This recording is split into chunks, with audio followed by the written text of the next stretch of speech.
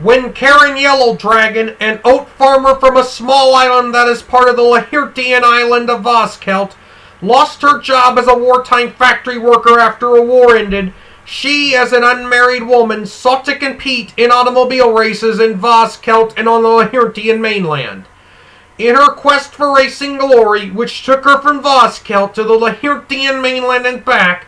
Karen purchased a race car from one of Lahyrnt's greatest racing legends, Kaiser Easthouse, and she sought to compete against men in the male-dominated world of automobile racing in Lahyrnt. At every turn, the men of Lahyrnt automobile racing sought to derail Karen's attempt to compete and win on the racetrack,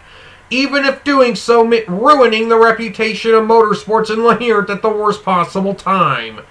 Lady in the Fast Lane, the first story of the Chronicles of Vazkelt, is a story of and about self-determination, self-empowerment, perseverance, and a willingness to win.